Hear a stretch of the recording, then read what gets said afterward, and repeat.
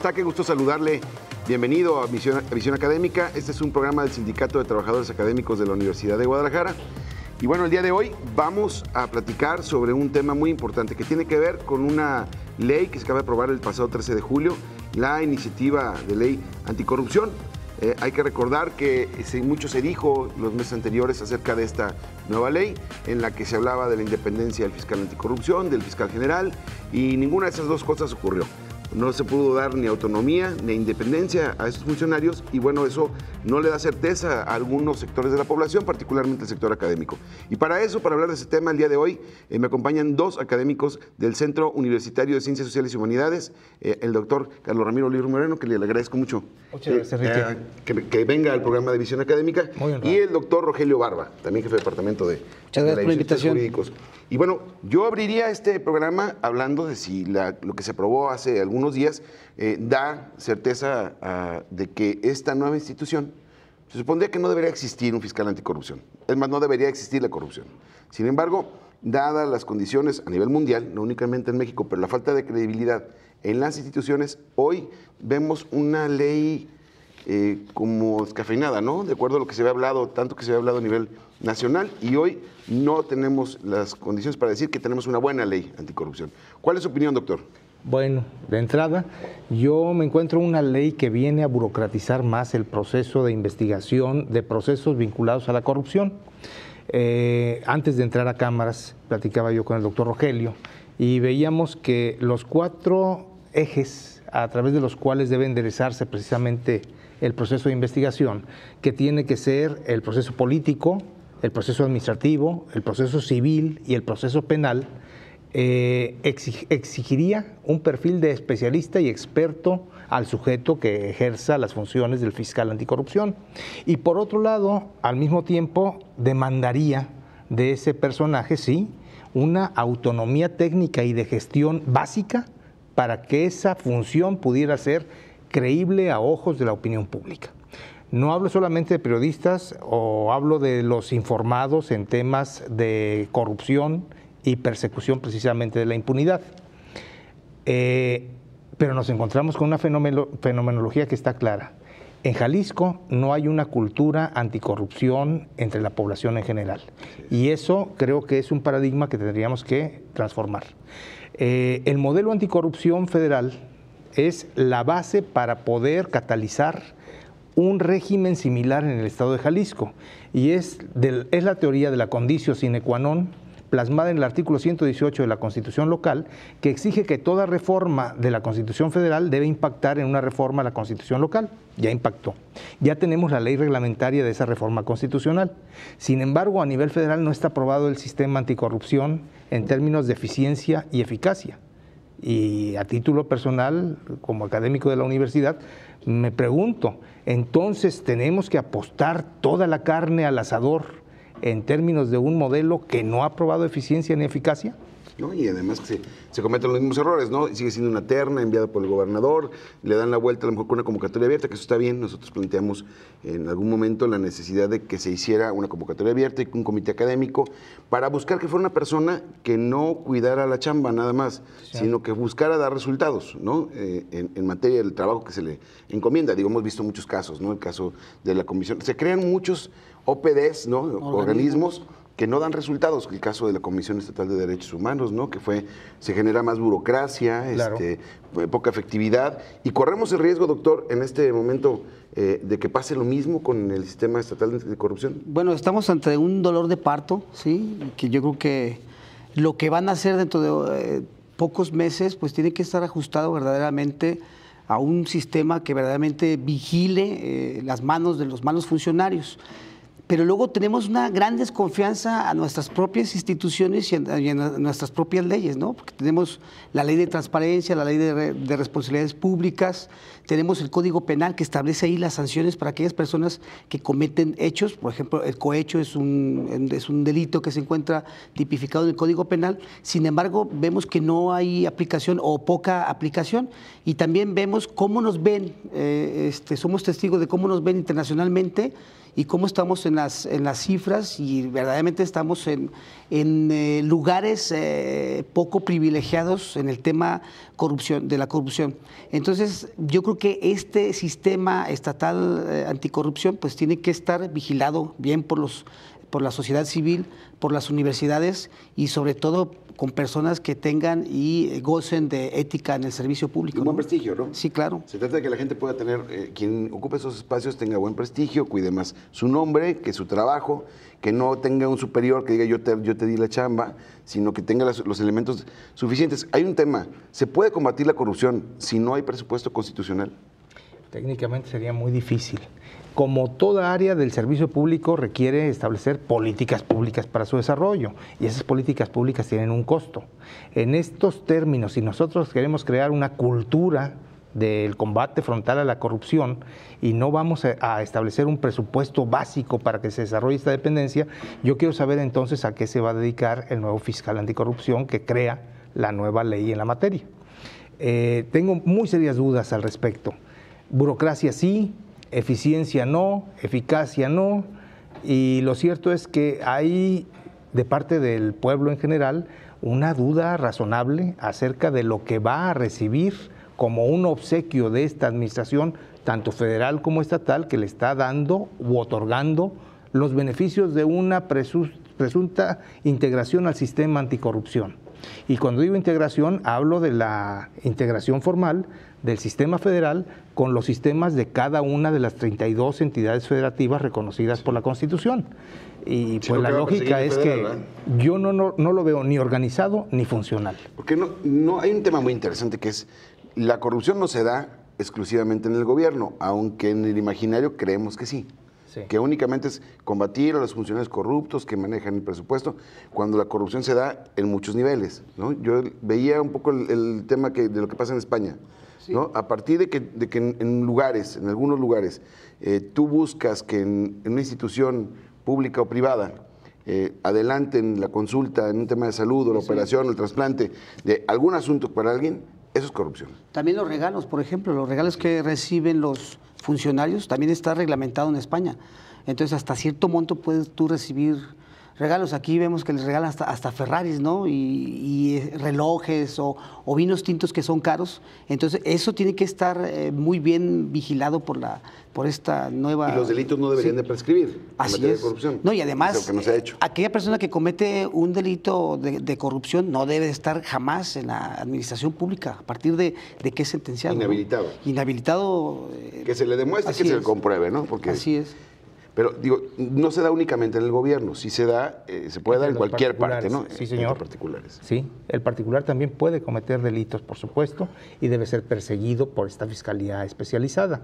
Lo que no queda tan claro es todavía cómo se va a perseguir los delitos cometidos por los particulares, cuando el servidor público es el destinatario natural de esta tipicidad establecida por el Código Penal. Y deberíamos educarnos, ¿no? El otro punto, nos va a obsequiar, señaló en estos días el señor presidente de la República, una iniciativa de Código Penal Nacional que tenga precisamente fortalecida la visión del Estado integral para la persecución de este tipo de delitos. Ese es el compromiso. Yo quiero también conocer cuál es el quantum de aquello que nos está prometiendo el gobierno federal. Pero también los perfiles, Enrique. Sí. Yo creo que ahí este sistema nacional y estatal anticorrupción tiene que vigilar los perfiles de aquellas personas que van a ser funcionarios públicos una vez que cambia la administración, les toman la protesta y tienen que ser muy rigurosos en el tema y muy selectivos de quiénes son aquellas personas que van a ocupar aquellos puestos, y sobre todo un requisito que es la vocación de servicio. Y sobre todo, si la cabeza está mal, digo, creo que lo demás puede complicarse, ¿no? Se puede contaminar. Por eso la importancia de buscar un fiscal anticorrupción que no venga de los partidos políticos, ¿no? Que venga de la sociedad civil, de los colegios, tendría que ser abogado o no. Cuando menos que conozca la norma. Que conozca la norma, pero alguien que pueda garantizar y dar certeza a la mayoría. A mí hay algo que me preocupa en este sentido por esta ley. Vemos una ley federal que ya arrancó. Sí. Se supone que ya arrancó, pero no hay nada en la estructura, ¿no? No tenía dinero, no se ha nombrado, se puede decir, toda la estructura como para empezar. Pero hay quien piensa que va a ser una especie de auditor, que se va a meter a ver las facturas y las compras. Cuando, digo, lo que yo entiendo, y ustedes aquí me van a decir si estoy en lo correcto, es que va a buscar, por ejemplo, el autotráfico, que acaba de las multas. Lo acaban de echar para atrás el contrato.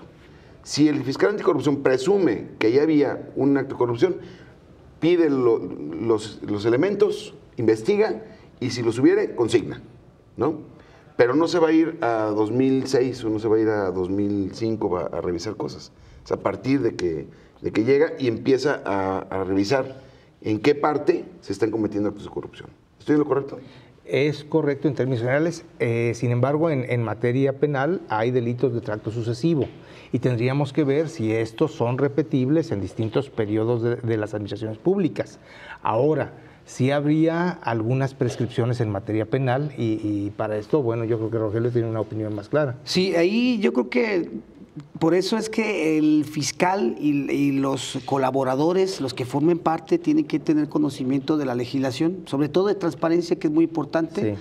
Otra es la ley de responsabilidades de los servidores públicos y la otra sobre el Código Penal. Yo estaba escuchando también que se van a hacer algunas modificaciones al Código Penal. Yo a nivel federal no lo escuché, pero sí a nivel estatal. Sí. Y la otra es que se iba a contar con un presupuesto de 1,000 millones de pesos, que también es exagerado. Pero no está.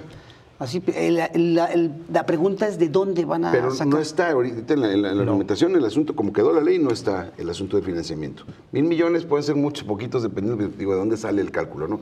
¿No sería mejor poner un porcentaje del presupuesto que sea irreductible para el combate a la corrupción? Lo dejo al aire. Vamos a ir a una pausa y cuando regresemos, seguimos con este interesante tema.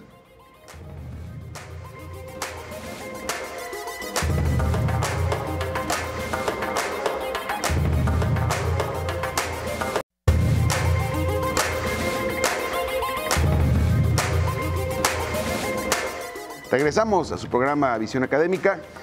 Recuerde que este es un programa del Sindicato de Trabajadores Académicos de la Universidad de Guadalajara. Lo invito a seguirnos en las redes sociales, @académicavisión, y en mi cuenta personal, @enriquev01. Y bueno, estábamos hablando sobre cómo quedó esta iniciativa y particularmente qué onda, qué va a pasar con el financiamiento, ¿no? Si no hay... Dicen que amor que no se demuestra en la nómina es demagogia, ¿no, doctor? No es amor, definitivamente. No es amor. La lógica, sí. Crear una fiscalía tiene que dotársele de recursos materiales y humanos. Estos recursos materiales y humanos van a poder crecer en términos de las necesidades internas si tiene un presupuesto básico que se determine con el principio de la irreductibilidad. Esto es que crezca, no que decrezca, que el servicio, por ejemplo, a la comunidad, por supuesto, en un principio vamos a verlo centralizado seguramente aquí a la zona metropolitana de Guadalajara. Lo deseable sería que ese desarrollo tenga una regionalización encomiable en el corto, en el mediano y en el largo plazo. Pero si no hay un presupuesto garantizado, yo quiero saber entonces cómo va a crecer esta nueva dependencia. ¿Se van a perseguir los delitos de la zona metropolitana? Sí, señor. Su misión, su visión, sus valores, todo ese ejercicio que debe realizarse precisamente para incorporarlo al sector público debe ser un ejercicio de ya en materia de planeación. Y yo no veo nada claro. No veo más que un proceso que invita, sí, a la copia, y yo sigo invocando el artículo 118 de la Constitución local para traernos las reformas que se autorizan en la Constitución federal y sus leyes reglamentarias e incorporarlas como sea posible a nivel local. El problema es cuando llegan las reformas y lo único que quieres es cumplir, ¿no? Cumplir ya rápido, cuando se vence el término, ya pongamos de acuerdo, ya no nos da para más, ya no, en qué nos ponemos de acuerdo, en qué nos está molesto el gobernador, cómo generamos menos problemas y sacamos algo a modo. Eso es lo que a mí me hace preocupante. Evaluación a desempeño y sobre todo la evaluación en los últimos meses de esta administración que está terminando. Sí, el problema también ahí sería el método de elección de estas figuras, ¿no? Sería muy importante ahí el ojo clínico de la sociedad para poder elegir al que nos va a representar o el que va a estar allí al frente de este sistema estatal anticorrupción. Eso sería muy importante, que verdaderamente surja de la sociedad preocupada porque verdaderamente se termine el tema de la corrupción y sobre todo que se sancione verdaderamente, ¿no? Porque vemos todos los casos que se viven en el país y muy pocos son los que se encuentran sobre proceso, ¿no? Sí, pero sobre todo cuando ves lo que pasa en Veracruz, cuando lo que está pasando en Chihuahua o lo que ha venido ocurriendo en el Estado de México, por ejemplo, o en Nuevo León, donde algunos gobernadores incluso pusieron a alguien a modo como fiscal anticorrupción por ese temor que se puede tener de que alguien que no esté cercano pueda perseguirlos. Vemos que se comete el error tras error en el país, ¿no? Que se deja de ir una oportunidad de hacer historia. Yo se lo decía a algunos miembros del Congreso de esta legislatura. Sería importante entender el proceso histórico por el que está pasando Jalisco para hacer una ley distinta, mejor, de mayor alcance. No que se estén cambiando o se estén haciendo estas reformas cada 3, 4 años por una exigencia federal, sino que tú te puedas adecuar y puedas servir de modelo a nivel nacional, ¿no? Bueno, hay algo muy, muy interesante, a mi punto de ver, es digno de reflexionarse. Primero, la creación de la Fiscalía tiene una expectativa general y es el desarrollo de una cultura realmente de defensa ante la corrupción por parte de los gobernados. Pero, para ser honestos, con Fiscalía y sin Fiscalía Anticorrupción, me parece que la persecución de los delitos cometidos por los servidores públicos del Estado va a ser la misma en términos de una cultura que no se va a modificar, en términos de una política pública que no ha sido preestablecida y en términos de un presupuesto que resulta inexistente. Con esta lógica, bueno, nosotros tenemos claro, por lo menos en la claridad de una exposición académica en la vieja Facultad de Derecho y División de Estudios Jurídicos, de que hay 3 sistemas vinculados con el control de la democracia: transparencia y acceso a la información, rendición de cuentas y fiscalización. Los 3 están vivos. Los 3 serían las medidas preventivas de que se presente la corrupción. Pero no hemos hecho lo posible para que sean más funcionales todavía estos sistemas. ¿Cómo es posible que hayan pasado tantos años desde su creación? Algunos son desde el constituyente de Querétaro. El caso de la rendición de cuentas, por ejemplo. Los otros han sido incorporados conforme a reformas constitucionales específicas. Pero lo cierto es que no hemos logrado hacerla parte de la cultura popular deseable. La política pública no se ha materializado en una realidad. Y ese es el punto que yo pongo sobre la mesa para reflexionarlo frente a la creación de la Fiscalía Anticorrupción. Que es el objetivo principal. Ese es el punto. Y la Contraloría, o sea, cuando entró este gobierno, se hicieron revisiones a las cuentas públicas, al ejercicio del gobierno pasado y no ha habido ninguna respuesta. Y dijeron que iban a ser contundentes. Entonces ahí pues es claro que las dependencias no han dado la respuesta esperada que uno pues como ciudadano quiere saber, ¿no? Hoy no tenemos auditor. Esa es una votado, realidad. ¿no? Hay un encargado de despacho. Es una señora que tiene su reconocimiento, tiene una carrera, pero de acuerdo al procedimiento, el proceso, para elegir auditor, tenemos 1 año. Sí, señor. Sin pasado. auditor, con encargado de despacho.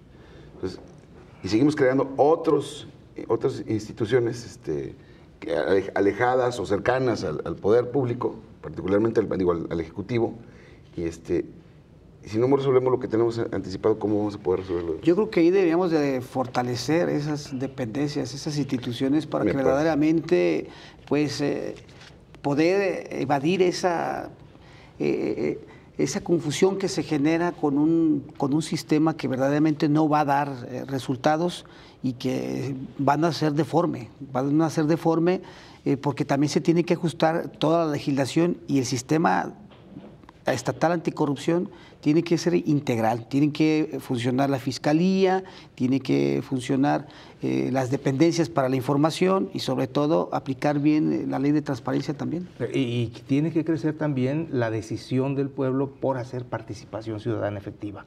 Si no logramos hacer, yo vuelvo al punto de la realidad social, posible y no deseable este proceso de instauración del nuevo sistema anticorrupción, no vamos entonces a lograr el éxito de la propuesta. Sí, pero yo coincido totalmente con lo que están aquí planteando, pero quiero reflexionar un poquito lo que dice Rogelio. Yo creo que uno de los objetivos de la Fiscalía Anticorrupción sería regresarle a la gente, a la ciudadanía, la confianza en las instituciones.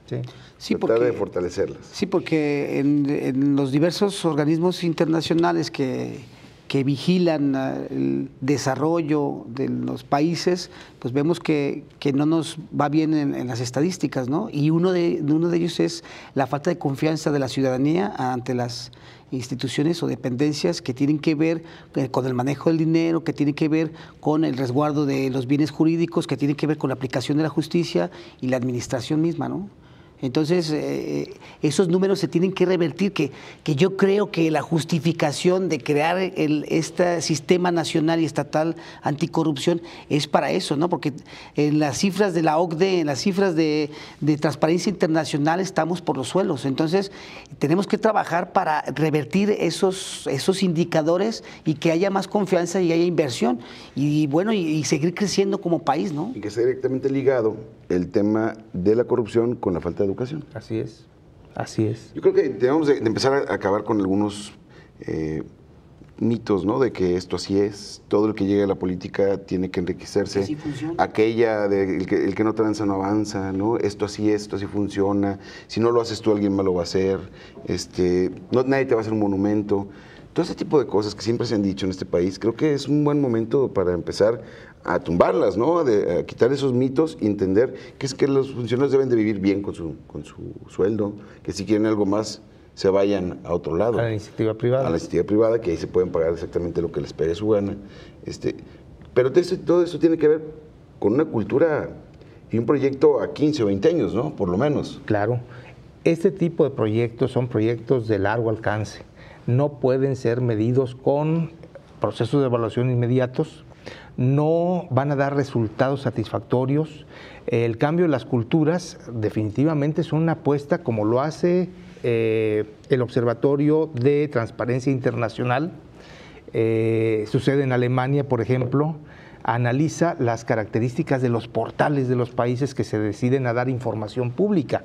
El comprometer la información pública, lo vemos por ejemplo en los sistemas de información del Poder Judicial ahora con el nuevo sistema de justicia penal. Si hay un sistema de información que cierre en cada audiencia los procesos, eso le va a dar tranquilidad por la transparencia del acceso a la información de las partes que intervienen en un proceso. Por la máxima publicidad. Nadie va a poder efectivamente transformar aquello que se dijo expresamente ante autoridad competente.